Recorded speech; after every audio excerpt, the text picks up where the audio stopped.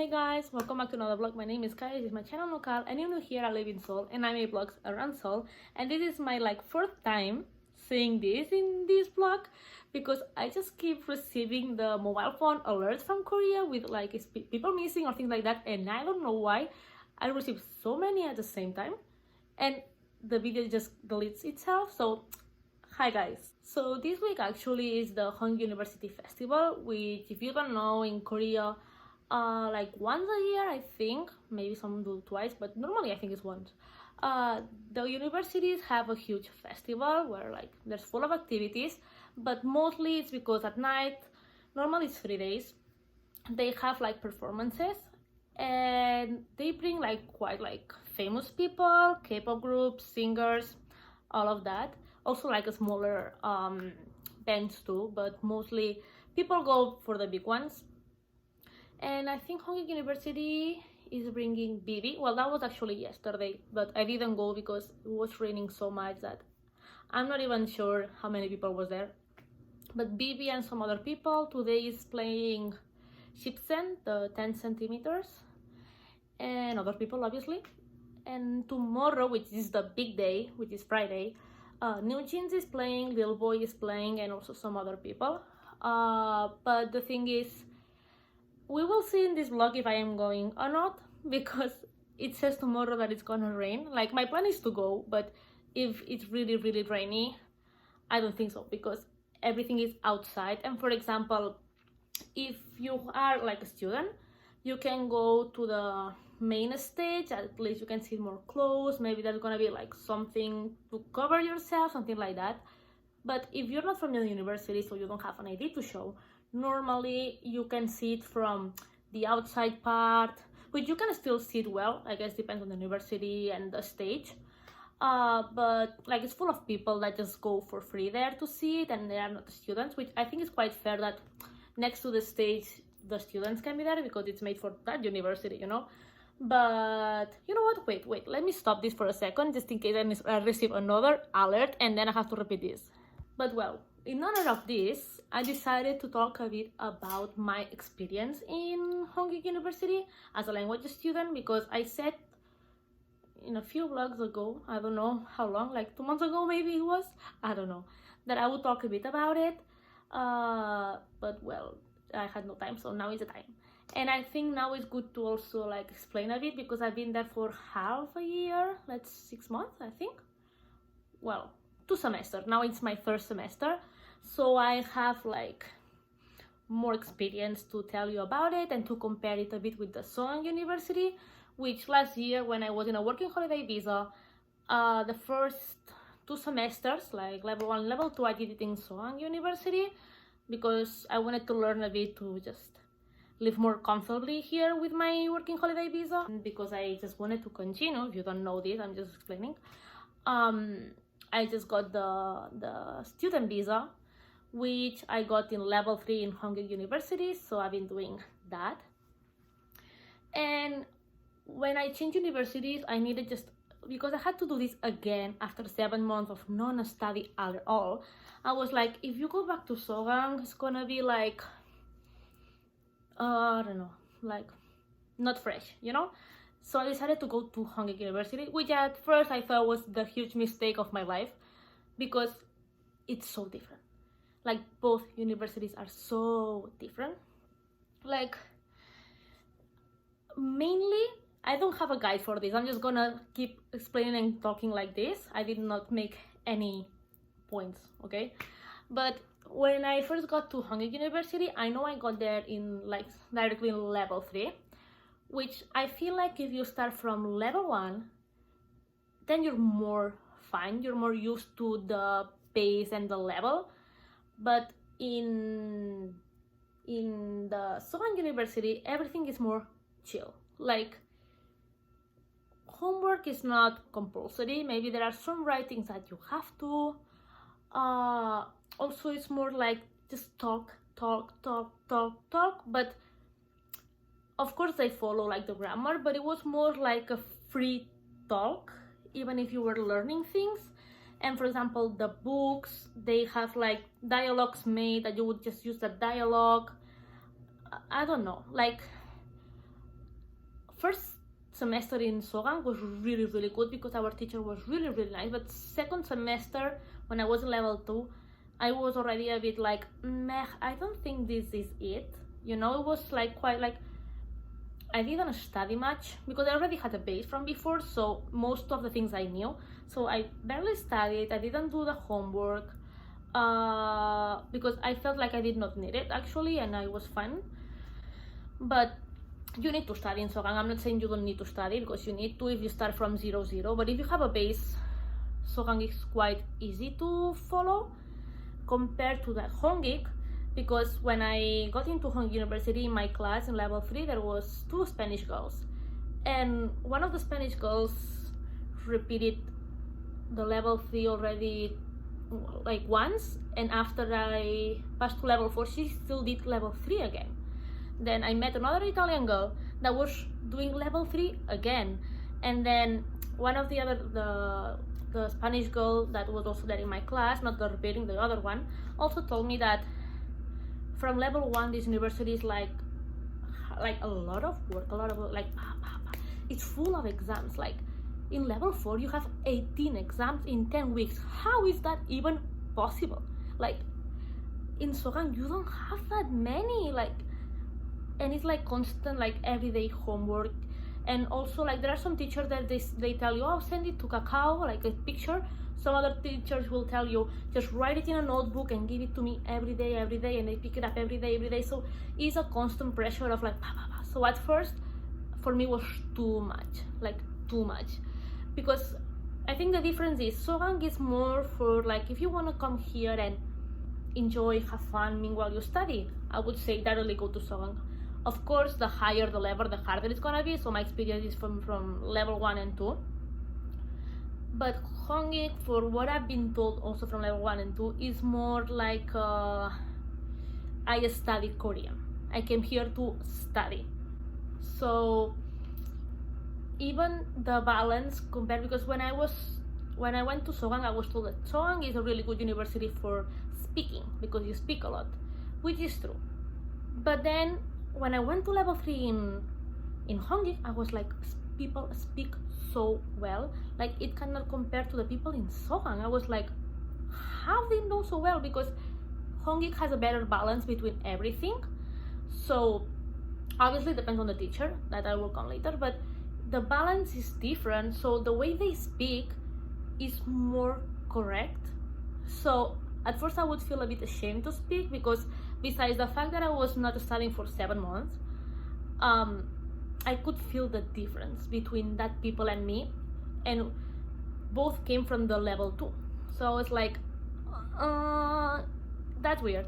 And also like the amount of work was too much for me. The exams, like so many exams, like now I cannot remember level 3, maybe it was not 18 but 16, which is still a lot. Like I just can't and write things, and it was really intense. And for example in Sogang you would do like every day 1 grammar, and in Hongik you do every day 2 grammars. Like in Sogang is like every 2 days you do like 1 how you say that in English, like 1 chapter.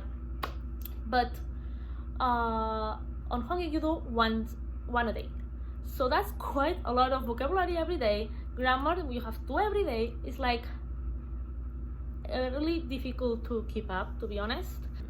But this was like the main. So the first thing I would say is, if you really wanna study Korean and learn Korean really like well and hardly, I would go to Hongik. If you want more like happy life here and study meanwhile but enjoy, I would say go to Sogang. Okay, I don't have experience with others. I know Yeonsei is more similar to Hongik, which is like quite more strict. But in Yeonsei, I think it's like, yeah, if you get 60 out of 100 in the end, you pass. Compared to Hongik, you need to get like a 70 out of 100. If you not, you don't pass the level. And Sogang is the same as Hongik, but the level is quite different, I would say, so it's hard. The Italian girl that I met that she repeated, She also came from the Sogang before, and yeah, she could also feel like the difference between the two universities.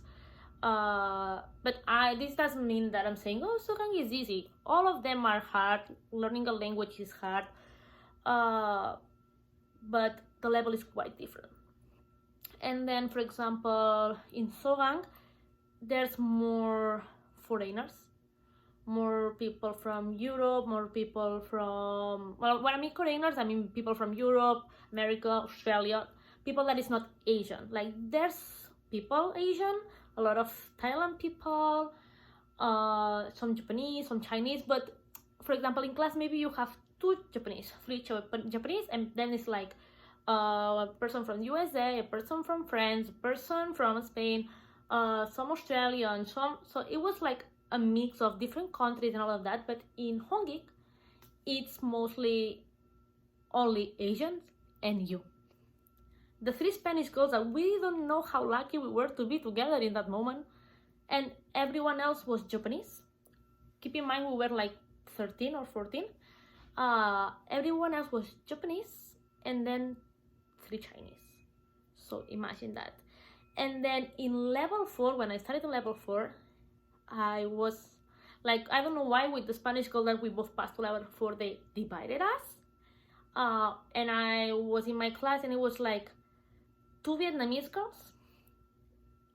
We were, how many we were? I don't remember exactly, but also like maybe like 13 or 12, I don't know. But it was like 2 Vietnamese girls, me, a Portuguese girl,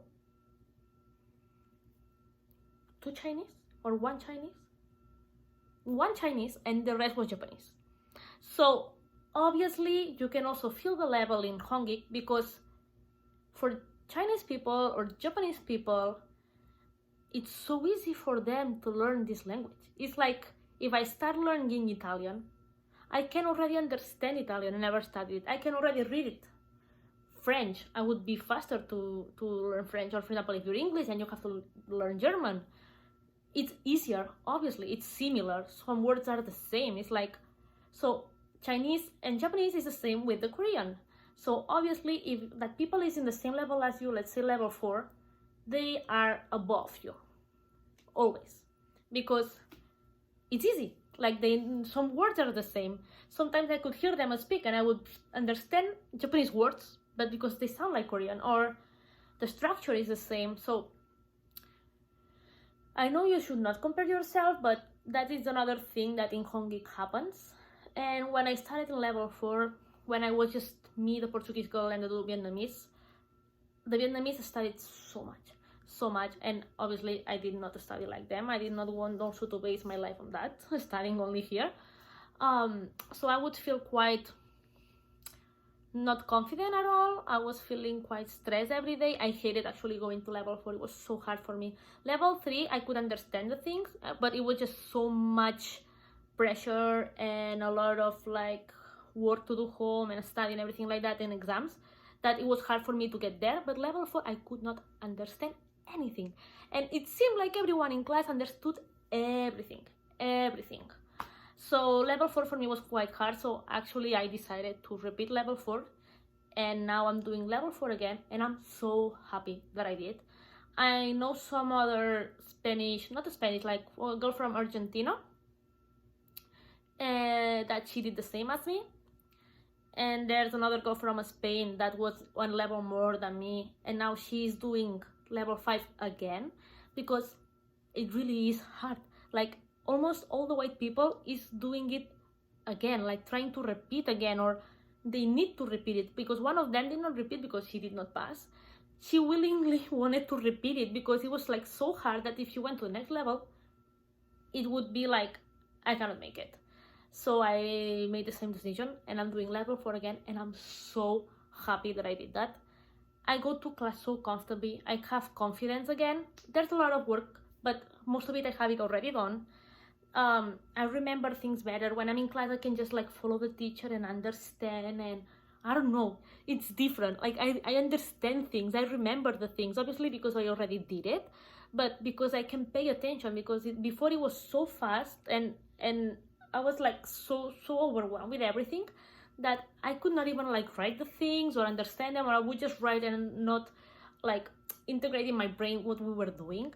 I actually wanted this to be more like explaining how the university works, but I'm basically explaining my experience. But I hope it's useful, okay? I hope it's useful. I might cut some things because if not, this is gonna be really long. But this is mainly what I wanted to say. Also, Hongik takes more care of you compared to Sogang. Like if you go back to your country on vacation, they ask you for like your ticket. They are more like when there's something to renew and everything like that is more like personal compared to Sogang, that most of the things, if you did not like check by yourself, you would never like notice about it or things like that. What else? Well, I had the books here so you can see, but it's mostly like always it's like there's like 4B and 4A, which is like when you start, the A is like until midterm, so you do this until midterms, and then you do this on the finals. So just so you can see, you do all of this in 10 weeks, and bear in mind that 2 of those 10 weeks are actually exam weeks. So in general, study weeks there are 8. All of this, like literally all of this, and then this is the workbook. Basically, my conclusion on this is, if you wanna come to Korea to study, and a study with the purpose of like going to university after, to get a job after, something like that, I would say 100% go to Hongik, because you're gonna learn much better everything when it comes, like there's a balance with listening, reading, grammar, Tano, speaking. But bear in mind that it's quite hard. Also, if you don't want to come for that, but you just want to like study harder, like dedicate a lot of your time studying because you want to speak it just to understand a K-drama, I don't know, whatever you want it for, I would say go to Hongik. If you want more like a chill experience here, I would say go to Sogang, 100%. And yeah, let me know down below if you have any questions. When it comes to price, it's quite similar, so I don't think that would be like the reason to choose one or the other. So I don't know, actually. It's like there's less people in Hongik, that's for sure. Like Sogang, there's quite a lot of people that you go to campus and it's like, am I in Korea or where am I?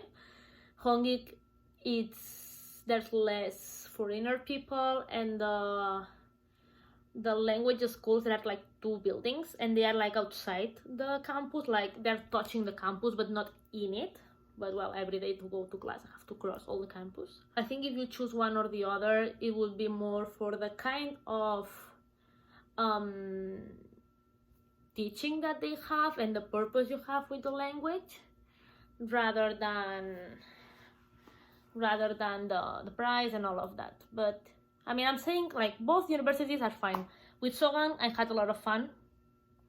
In Hongik, I am really learning a lot of Korean. This is gonna be so long that maybe, guys, I will only show you the dinner that I have tonight, and if I go tomorrow to the university, and if I don't, well, maybe this is just gonna be not even a vlog, just me talking to you guys. So yeah.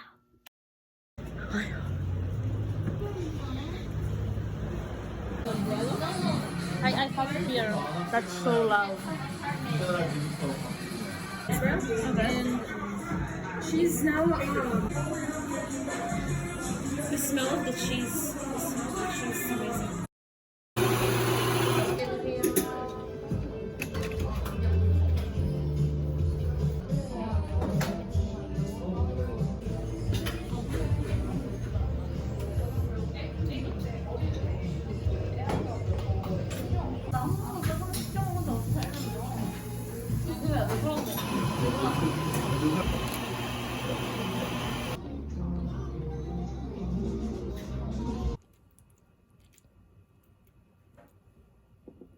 Cute.